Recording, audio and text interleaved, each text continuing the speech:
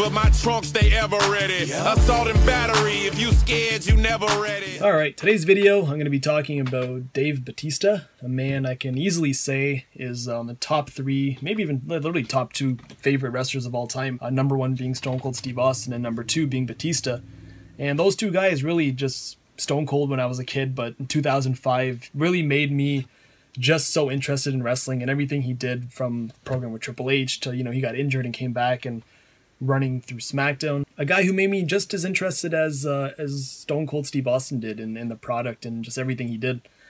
To see him leave in 2009 was obviously a big shitty thing, but to see him come back a few years ago was amazing, minus the fact that idiot fans wanted to see Daniel Bryan win, but you know, that's besides the point. He was on Talk is Jericho, and on Talk is Jericho he talked about the last year of his life where he did Guardians of the Galaxy and how his career, his movie career, really took off after that, to the point now where he's working with the biggest names in Hollywood.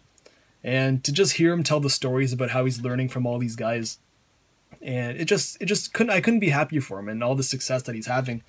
And I see Batista being a guy who, if his career keeps going the way it's going, he's just going to be like The Rock. And there's been an old saying, and CM Punk said it himself, that, or someone said it, but you will never be bigger than the WWE. You will always be just another wheel or pin, whatever. You know the phrase I'm talking about. I feel The Rock and Hulk Hogan are the only two guys that can say that they are bigger than the WWE. And I know it's crazy, you know, whatever. No, you never. They're nothing without the company. But yeah, the company did them good. But once they left, they just became mega stars. And Hulk Hogan's a guy who you can see his face anywhere and you know who that is. The Rock is The Rock. You see him literally everywhere. He's going to be the president pretty soon, I'm sure, within the next 4 years.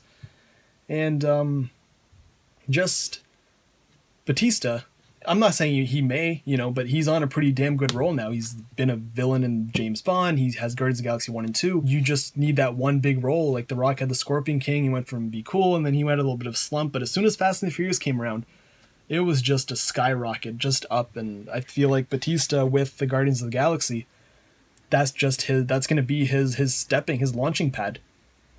He talked about how he's going to be in the Avengers movie, and that's a big movie, and a lot of people see that.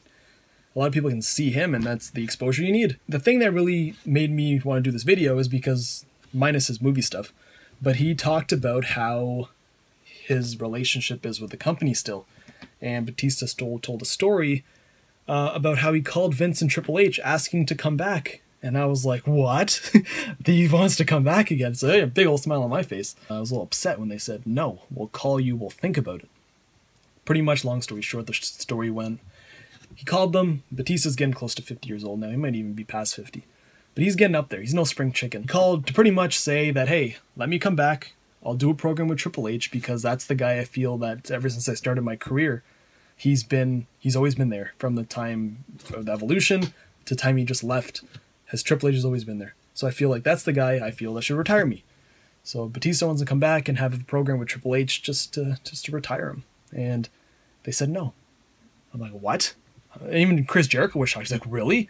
He's like, you know, you would think with Vince McMahon's little business mind that you see a guy who's a big box office draw, that he wants that person to be in your company and get the exposure. But nope.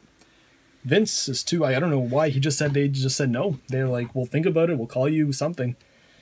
But turns out they're not interested in Batista. That's, you would think now, seeing the success of the first one. The second one has been great. I don't know if you guys watched it, but Batista and Baby Groot really stole that whole movie. They were the two highlights, and yeah, I don't know. I was in shock. I was like, man, just bring the man back. He deserves a world title run. Like, I was pissed. I was WrestleMania 30. The only reason I went is to see Big Dave win. I was so happy when he came back and won the Rumble, and then everyone got all mad, like, oh, we want Daniel Bryan. I'm like, yeah, how'd that work out for you? A 1 month title reign, and now he's doing nothing. Batista's still going. He still wants to come back. He still has it in him. That just shows the man loves. I think wrestling will always. He even said himself, like, wrestling's like the first thing that made him, and nothing compares to it. So here's hoping that Batista comes back, and fingers crossed. WrestleMania 34, Triple H Batista retirement match. I may cry a little bit. Then induct him to the Hall of Fame. Then I'll go into 35. But yeah, that's all. I'll see you guys in the next video.